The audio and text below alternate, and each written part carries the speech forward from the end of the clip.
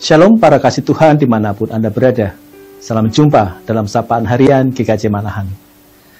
Para pemirsa yang dikasih Tuhan, hari ini kita memasuki bulan Februari tahun 2025. Tanpa terasa, 1 bulan sudah kita menjalani kehidupan di tahun 2025. Bulan Februari merupakan bulan yang istimewa bagi kita. Karena di bulan ini, Sinode GKJ ulang tahun yang ke-94, sedangkan GKJ Manahan pada tanggal 8 Februari besok akan merayakan ulang tahun yang ke-96. Sedemikian jauh perjalanan gereja kita mewujud nyatakan karya pelayanan di tengah-tengah kehidupan bersama. Dan kita berharap gereja kita terus maju menyatakan tugas panggilan gereja. Sebagai pengait dalam rajutan pelayanan gerejawi di tahun 2025 ini, Majelis Gereja telah menetapkan tema pelayanan gereja yang membangun dan memperkuat fondasi iman jemaat. Berkaitan dengan tema tersebut, saat ini kita akan membahas tentang fondasi atau dasar iman.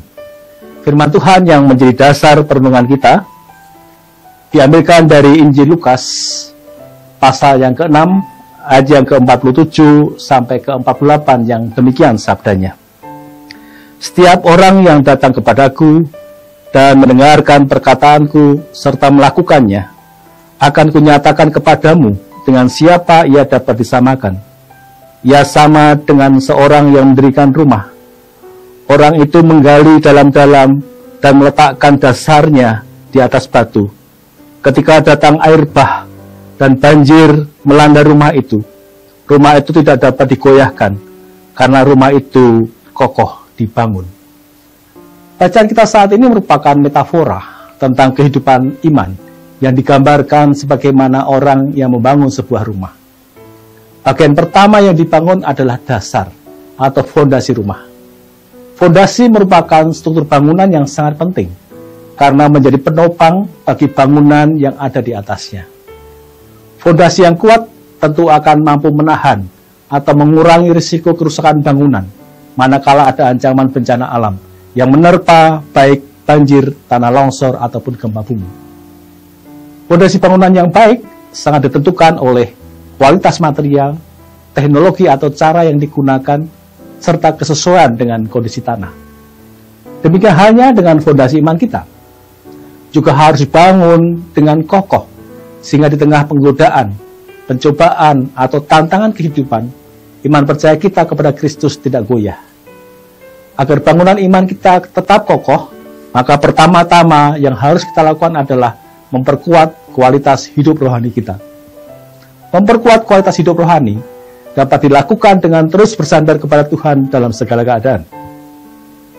Amsal 3 ayat 5 sampai dengan ke-6 menyatakan, percayalah kepada Tuhan dengan segenap hatimu, dan janganlah bersandar kepada pengertianmu sendiri. Akuilah Dia dalam seluruh hidupmu, maka ia akan meluruskan jalanmu. Kualitas hidup rohani yang baik akan menolong kita untuk semakin mengenal karya kasih Allah atas umat yang dikasihinya. Bagian kedua, dalam upaya memperkokoh fondasi iman kita adalah tentang teknik atau cara membangun fondasi iman. Cara membangun fondasi yang baik adalah meletakkan batu penjuru sebagai titik awal pembangunan. Demikian halnya bagi umat percaya.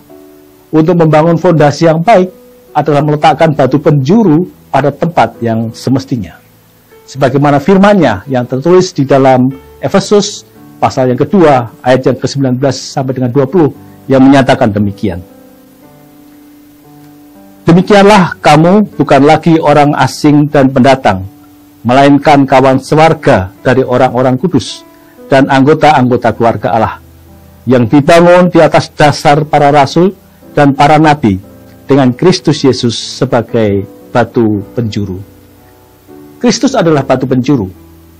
Umat percaya harus menyelaraskan diri dengan batu penjuru agar bangunan iman kita rapi tersusun dan kokoh. Bagian yang ketiga dalam upaya untuk membangun fondasi iman yang kuat adalah meletakkan fondasi iman pada tempat yang tepat. Kolose 2 ayat yang ke-7 menyatakan demikian. Hendaklah kamu berakar di dalam Dia dan dibangun di atas Dia. Hendaklah kamu bertambah teguh dalam iman, sebagaimana telah diajarkan kepadamu. dan hendaklah hatimu melimpah dengan syukur.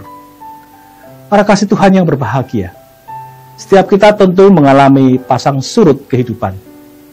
Meski tantangan yang kita hadapi dan kita alami berbeda satu dengan yang lainnya. Mungkin ada di antara kita yang tidak mengalami kesulitan ketika harus menghadapi tantangan kehidupan.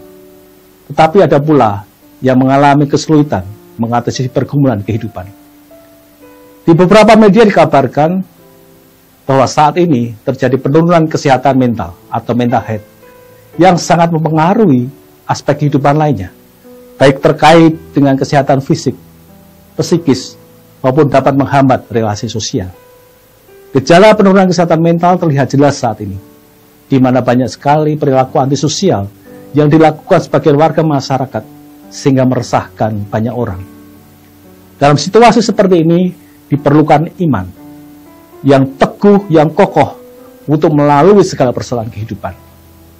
Oleh karenanya, marilah kita terus memperkuat fondasi iman kita dengan bertaut senantiasa kepada Tuhan Yesus sebagai batu penjuru kita. Bertaut kepada Kristus artinya kita senantiasa bergaul intim dengan Tuhan melalui doa, pembacaan firman, dan ibadah, serta menyatakan kasih kepada sesama. Marilah kita mohon kekuatan kepada Tuhan agar kita senantiasa dimampukan berpaut kepadanya. Mari kita bersama-sama berdoa. Allah yang Maha Baik, sungguh bersyukur jika saat ini Tuhan, Engkau mengajar kepada kami agar kami senantiasa memperkuat iman percaya kami Tuhan. Sehingga ketika kami harus menghadapi banyak tantangan kehidupan, kami tetap kuat, kami tetap kokoh, karena Engkau sendiri yang menopang kami. Kami serahkan Tuhan, setiap kami yang saat ini tengah menghadapi pergumulan hidup, persoalan-persoalan yang dihadapi Tuhan. Kiranya Engkau sendiri yang membawa pertolongan. Tuhan bawa kelegaan bagi mereka. Kami mau serahkan Tuhan, setiap pergumulan ini hanya di dalam tangan kuasa-Mu. Di dalam Kristus Yesus kami berdoa. Amin. Akhir kata, marilah kita terus memperkuat fondasi iman kita, agar dimampukan melalui setiap tantangan kehidupan. Tuhan Yesus memberkati.